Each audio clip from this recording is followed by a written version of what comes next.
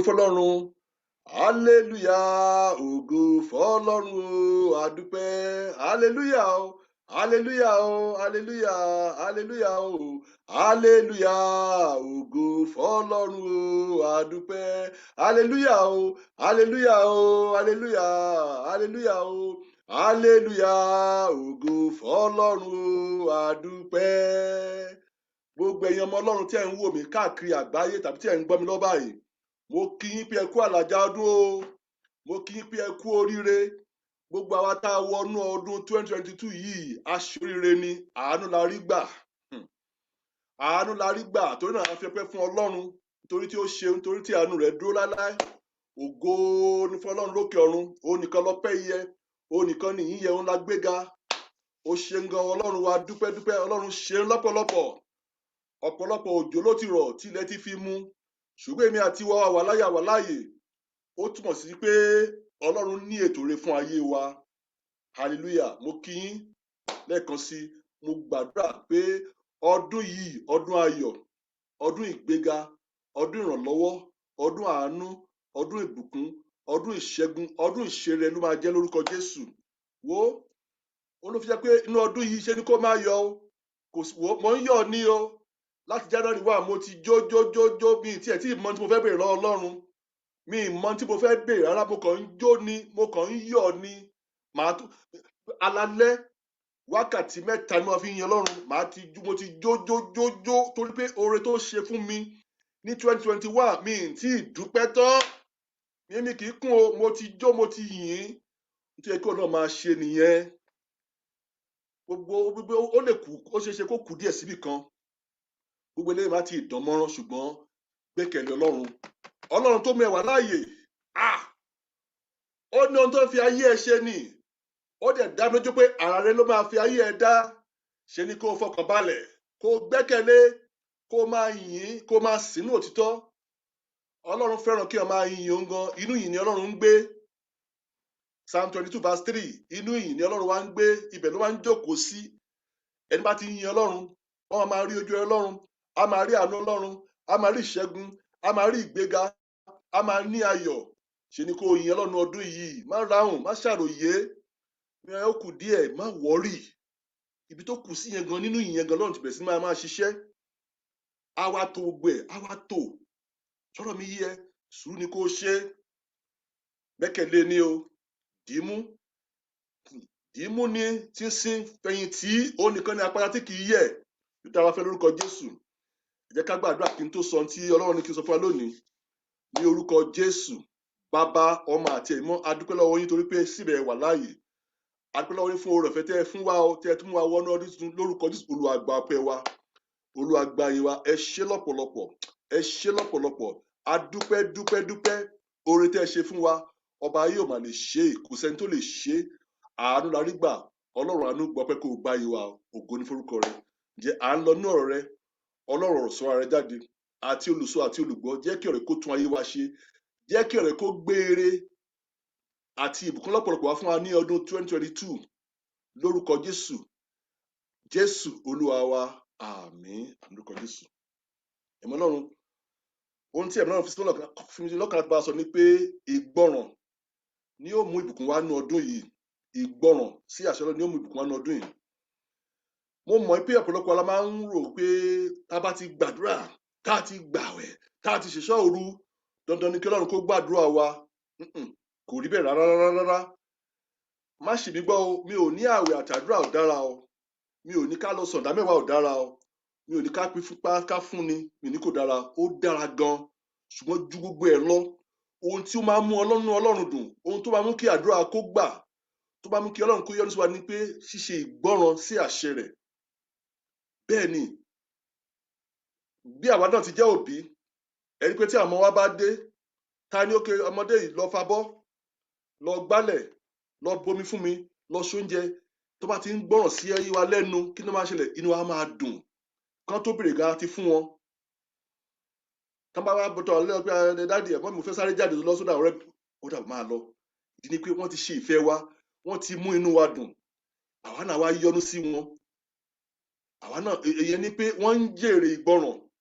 ṣùgbọ́n tó bá ti pé ọmọ tí ò gbọ́ràn ni tó jí tí ò gbálẹ̀ tó ní kan fílẹ̀ tó fa bọ́ tó jẹun tí ò fa bọ́ tó jí gan tí ò gbálẹ̀ tí ò ṣe kan tó bá bèrè nǹkan lọ́wọ́ wa a ní fún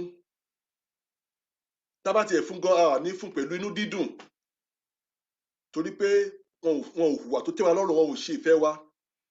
Bákan náà ni bàbá wa tí ń bẹ ní ọ̀run. Nínú ọdún yìí ààwẹ̀ àti àdúrà àti orí òkè kò gbọdọ̀ rọ́pò ìwà mímọ́ o, kò gbọdọ̀ rọ́pò gbígbọ́ràn sí àṣẹ Ọlọ́run, kò lè rọ́pò ṣíṣe ìfẹ́ Ọlọ́run. Nínú ṣíṣe ìfẹ́ Ọlọ́run ni àánú wà, nínú ṣíṣe ìfẹ́ Ọlọ́run ni èèyàn ti ń rí ojú rere Ọlọ́run, nínú ṣíṣe ìfẹ́ Ọlọ́run ni èèyàn ti ń ní ayọ̀, ni èèyàn ti ń ní àlàáfíà, nínú ṣíṣe ìfẹ́ Ọlọ́run ni èsì àdúrà ti ń jáde wá. Mo máa sọ fẹ́yàn pé tó bá ti di pé o gbàdúrà Monday to Saturday, Monday to Sunday tó gbàgbà tó fẹ́ kú January títí December, tó bá ti rẹ́sì yẹ ìgbé ayé rẹ wò.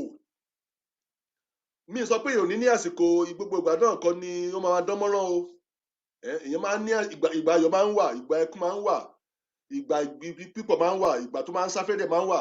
Ṣùgbọ́n tó jẹ́ pé gbogbo ìgbà ṣáá Monday títí di Sunday January December ọdún tiẹ̀ ó kàn sú mi o, wàhálà ni o, kíní kan ni o, gbèsè ni o, ìtìjú ni o, kí ló wá ṣẹlẹ̀ o, tó o ní ìfọ̀kànbalẹ̀ tó o láyọ̀, yẹ ìgbé ayé rẹ wò.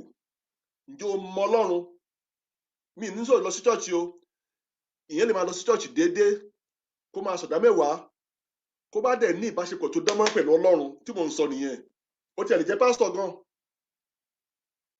ṣùgbọ́n tó o bá ti gbọ́ràn sí àṣẹ Ọlọ́run, má ṣe báyìí, má ṣe báyìí, báyìí ni kó o ṣe, báyìí ni kó o ṣe. Olùsìn lásán ni ẹ́, olùsìn, ó kàn ń sìn ni, o ò ní ìbáṣepọ̀ pẹ̀lú Ọlọ́run. Jésù Kristi gan gbà tó wà láyé kí ló ṣe? Ó gbọ́ràn sí bàbá rẹ̀ tí ń bẹ lọ́run, ó gbọ́ràn sí lẹ́nu. Kí ló wá ṣẹlẹ̀? Aṣélógo. Tó bá ń bẹ́ẹ̀lì yẹn jẹ́ ká jọ wo ẹsẹ̀ bẹ́ẹ̀lì bíi méjì kan. Èkíní, ìwé Àìsáyà orí kìíní ẹsẹ̀ ìkọkàndínlógún. Isaiah chapter 1 verse 19. Ó ní bí ẹ̀yin bá fẹ́ tí ẹ sì gbọ́ràn, ẹ yóò jẹ ire ilẹ̀ náà. Ìyẹn ni pé bí àmì àti wọ tí a bá fẹ́ tá a sì gbọ́ràn, a ó jẹ ire ilẹ̀ náà. Gbogbo ibi ní ire wà o. Ó wà láfíríkà, ó wà ní ìlú òyìnbó, ó wà ní Asia, ó wà ní Europe, ó wà ní Australia. Ó wà láfíríkà o, ire wà láfíríkà, ire wà l'Amẹ́ríkà, ó wà ní Europe, ó wà ní Asia. Ṣùgbọ́n nínú gbígbọ́ràn sí Ọlọ́run lẹ́nu, nínú ṣíṣe ìfẹ́ Ọlọ́run ni ayọ̀ ti máa jáde wá, ni ìbùkún ti máa jáde wá. Hallelujah. Ọ̀pọ̀lọpọ̀ alamárùn pé ń bá ti lọ sórí òkè, èmi máa lọ sórí òkè láàárọ̀, wọ́n á lọ ní Monday, wọ́n á lọ ní Wednesday, gbogbo ìpàdé náà ń pè. Síbẹ̀ àgbèrè ò fi ẹ́ sílẹ̀, síbẹ̀ o ò yé parọ́, síbẹ̀ o ò yé ṣe ṣìnà, síbẹ̀ o ò yé mu sìgá, o ò yé mugbó, o ò yé mu sìgá, síbẹ̀ o ò yé rojọ́ ẹlẹ́jọ́, síbẹ̀ o ò yé bínú, síbẹ̀ gbogbo ẹ̀ ló bá ń dì sínú ẹ̀. Láyé ń bí èmi kọ́ láyé ń bí. Ó dìgbà tá a bá dẹ́ṣẹ̀ Jésù ká tó parí ẹ̀. Ta ló sọ pé ó máa débẹ̀? Ọ̀rọ̀ ọlọ́rọ̀, ìbàjẹ́ ọmọnìkejì kò kúrò lọ́wọ́ ẹ. Ọdún 2020 yìí ó jẹ́ ọdún ayọ̀ o. Ọlọ́run ní ètò rere fún èmi àti ìwọ, ṣùgbọ́n nípa gbọ́ràn sí àṣẹ Ọlọ́run la fi lè rí àwọn ìbùkún yẹn gbà o. Tẹ́ bá wo ìwé Deuteronomy 28, gbogbo alamọ̀ dáadáa, mo kàn máa ka ẹsẹ̀ kan, ẹsẹ̀ kejì ní gbogbo ìbùkún wọ̀nyí ni yóò ṣẹ sórí rẹ, yóò sì bá ọ bí o bá fetí sí ohùn Olúwa Ọlọ́run rẹ. Ìyẹn ni pé tó bá ti gbọ́ràn sí àṣẹ Ọlọ́run, ẹlòmíràn pé tí má ti lọ sí church, tí mo gbàdúrà, tí mo sọ̀dá mẹ́wàá, tí mo ti jó, Ọlọ́run gbọ́dọ̀ gbọ́ àdúrà mi. Irọ́, kò rí bẹ́ẹ̀, kò rí bẹ́ẹ̀. O gbọ́dọ̀ ní ìbáṣepọ̀ tó dánmọ́ pẹ̀lú Ọlọ́run. Nínú gbígbọ́ràn sí ọ̀rọ̀ Ọlọ́run, àṣẹ Ọlọ́run, má ṣàgbèrè, má ṣe é, má parọ́, má ṣe é. Gbé ìgbé ayé ìwà mímọ́, ṣe bí Olúwa ti sọ yẹn gan, bó ṣe bá a ṣe kọ́ sínú Bíbélì, máa tẹ̀lé ọ̀rọ̀ Ọlọ́run nìyẹn. Nítorí ẹ̀ ló fi gbọ́dọ̀ mọ ọ̀rọ̀ Ọlọ́run. Mo máa ń sọ, Kristẹni tí kì bá ka Ọlọ́run kì í ṣe ọmọ Ọlọ́run. Inú ọ̀rọ̀ Ọlọ́run ló ti mọ bí Ọlọ́run, ètò Ọlọ́run fún ayé ẹ.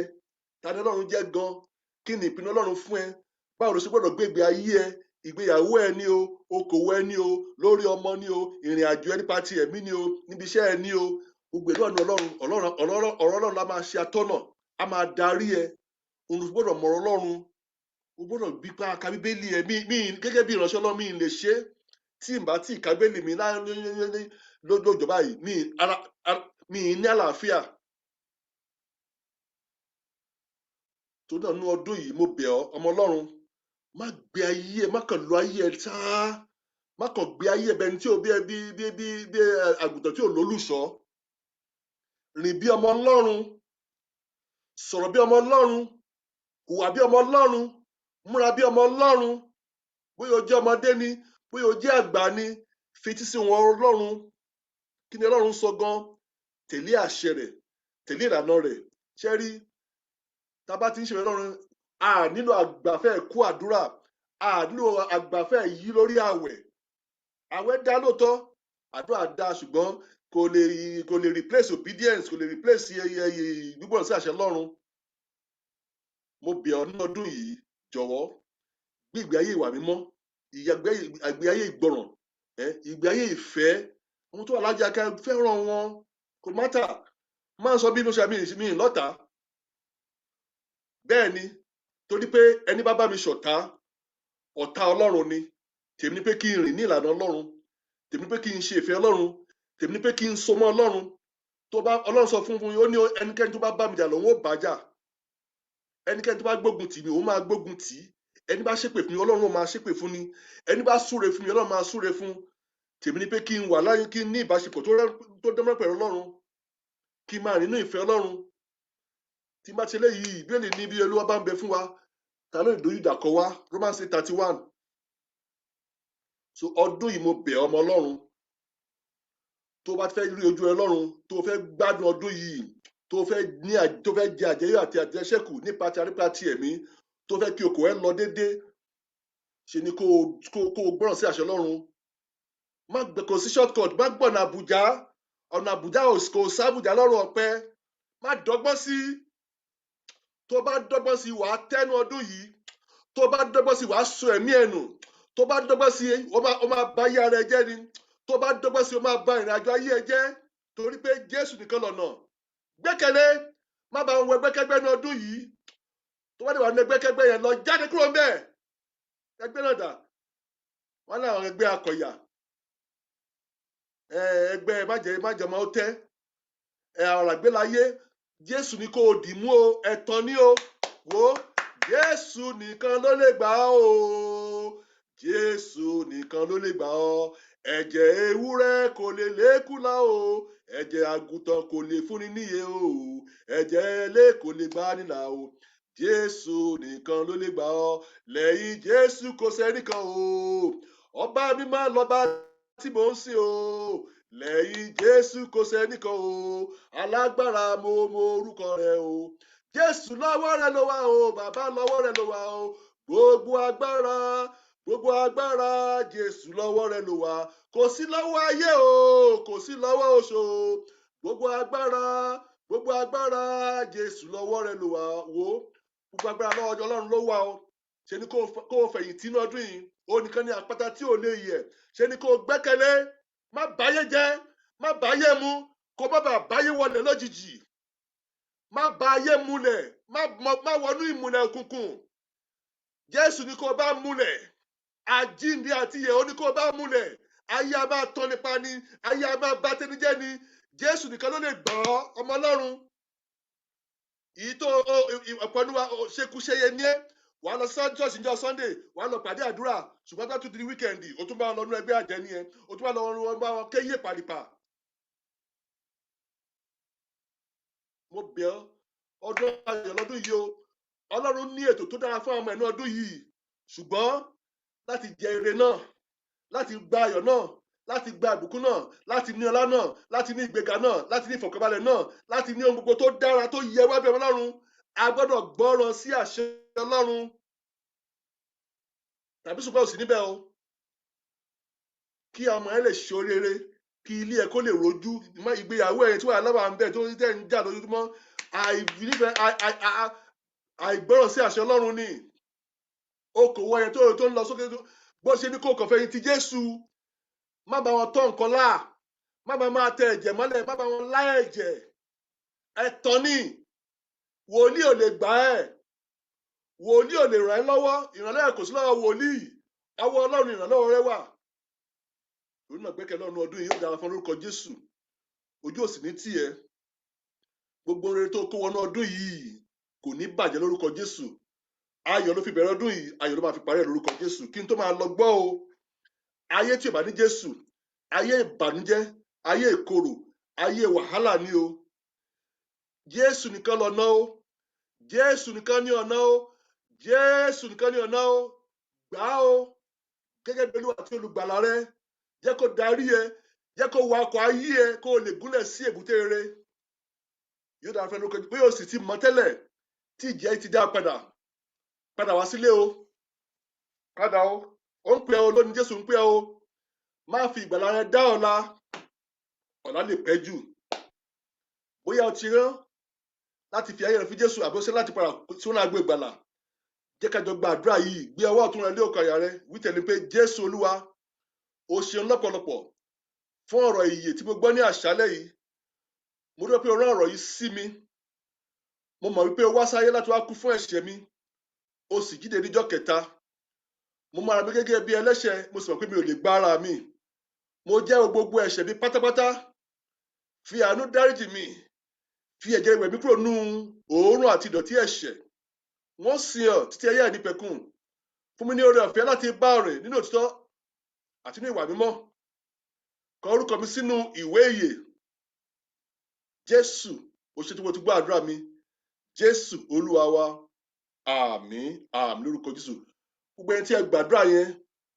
ẹ ti di àtúnbí ẹ ti di ọmọ Ọlọ́run ẹ kì í ṣe àlejò mọ́ ìwọ náà ní ẹ̀tọ́ láti kúnlẹ̀ kó o sì gbàdúrà kí àdúrà rẹ kó wá báyìí o ní ẹ̀tọ́ sí ohun gbogbo tí Jésù kú fún o ní ẹ̀tọ́ tí ìpè bá dún lónìí ìwọ náà ti wà máa wọlé ológo nìyẹn o wò ó mo kí ọ kú oríire inú mi dẹ̀ ń dùn mo bá ọ yọ̀ bí mo ti ń yọ̀ lọ́wọ́ báyìí mo mọ̀ pé àwọn agẹ́rì náà ń yọ̀ lọ́run pé o wọnú agbo ìgbàlà mo fẹ́ kó o ṣe kíní kan fún mi fẹ́ kó o ṣe fúnra rẹ níbi tó ń gbé yẹn gan bóyá Áfíríkà ló wà ní o Asia ní o Europe ní o Amẹ́ríkà ilé ìjọsìn kan wà tí ò jìnnà sí ẹ kò ju ìṣẹ́jú mẹ́ẹ̀ẹ́dógún lọ bóyá òun wa mọ́tò kò ju ìṣẹ́jú mẹ́ẹ̀ẹ́dógún náà lọ bóyá òun fẹsẹ̀ rìn ni lọ síbẹ̀ lọ darapọ̀ mọ́ wọn kàn rí wípé ibi àpéjọpọ̀ tí wọ́n ti ń sọ̀rọ̀ Ọlọ́run ni àpéjọpọ̀ tí wọ́n ti ní ìfẹ́ Ọlọ́run ni tí wọ́n ti ń wàásù ìrere ni lọ darapọ̀ mọ́ wọn lọ bá olùṣọ́ ìjọ náà sọ fún wọn pé o ṣẹ̀ṣẹ̀ fi ayé ẹ̀ fún Jésù ni wọ́n á bẹ̀ sí ń ràn ẹ́ lọ́wọ́ ìrìnàjò náà wá rọrùn fún ọ lórúkọ Jésù bóyá o nílò ìrànlọ́wọ́ ní ti ẹ̀mí ni o mi ní ìrànlọ́wọ́ owó kọ̀wé sí mi àbò nílò ìmọ̀ràn àwọn fẹ́ kí n gbàdúrà fún ẹ kọ̀wé sí mi àbí kò tèmi láago nọ́mbà mi wà lórí ẹ̀rọ amóhùnmáwòrán yẹn ló ń wò lọ́wọ́lọ́wọ́ yẹn WhatsApp nọ́mbà mi wà ń bẹ̀ tèmi láago send mi ní email pè mí kájọ sọ̀rọ̀ kí n gbàdúrà fẹ́ torí pé ọmọ Ọlọ́run ni mí àwa ń ṣe wòlíì tó ń gba owó lọ́wọ́ ẹnì kankan ẹ rí i pé njọ́ mo ti ń ṣe wàásù yìí mi ò ní kẹ́ ẹ mọ́ wá rí mi kì í ṣe é mi ì sọ fún ẹ account number mi ni ẹ lọ fowó síbẹ̀ mi kì í ṣe é Olúwa ló pè mí sí iṣẹ́ yìí kì í ṣe àyàbá Ọlọ́run tó dẹ̀ bẹ̀rẹ̀ iṣẹ́ yìí ó ń ṣe iṣẹ́ kò lè jẹ́ kójú tì wá kò lè ní padà lẹ́yìn wa mi ì béèrè owó lọ́wọ́ yín mi ò ní kẹ́ni kankan support wa mi ò sọ pé ẹni bá fẹ́ support wa mi ò sọ pé a máa kọ́ o ṣùgbọ́n tiwa ní ká wàásù ìrere ti Jésù Kristi oní ìrere làwa yóò dára fẹ́ lórúkọ Jésù jọ̀wọ́ wá Bíbélì kan kí wọn náà máa kà á máa bá Ọlọ́run ní ìwà mímọ́ lọ sí ìpàdé àdúrà lọ sí ìpàdé ẹ̀kọ́ Bíbélì máa lọ jẹ́ kí wọ́n mọ̀ bí ọmọ Ọlọ́run bá Ọlọ́run rìn nínú ìwà mímọ́ nínú ìgbọràn nínú ìfẹ́ nínú ìṣeré á dẹ̀ wá dára fẹ́ lórúkọ Jésù ojú òní tí ẹ o ti fi ayọ̀ bẹ̀rẹ̀ ọdún yìí ayọ̀ ló máa fi parí ẹ o lórúkọ Jésù ìbànújẹ́ ó kéré pọ̀ kò ní wọlé tọ̀ wá o máa ní àlàáfíà o máa rí ìrànlọ́wọ́ Ọlọ́run o máa rí ojú rere Ọlọ́run o máa rí àtìlẹ́yìn Ọlọ́run o máa rí ìgbéga Ọlọ́run gbogbo tó ń tọ́ sí ọ nínú ọdún yìí wo nígbà tí wọ́n sọ pé happy Easter wà wá wẹ̀yìn wò wà wá bẹ̀ sí ní jó pé ẹ wá wo ohun tó Olúwa ṣe fún mi ẹ wá wo ohun tó Olúwa ṣe fún mi èyí ló mú mi dúpẹ́ o èyí ló mú mi dúpẹ́ o èyí ló mú mi dúpẹ́ wo mo ń yọ̀ ní o inú mi ń dùn gan torí kò mọ̀ pé ìyanu ti ṣẹlẹ̀, ire ti dé, ayọ̀ ti dé, ọládé ògo dé. Wo máa fàyọ̀ sí Ọlọ́run ni, ó dára fún lórúkọ Jésù. Àti èmi àti ìwọ àtúmọ̀ tó pàdé o. Wọ́n ti dìgbà náà gbọ́ yìí o. Jésù lolúwa, ó dìgbà kan náà.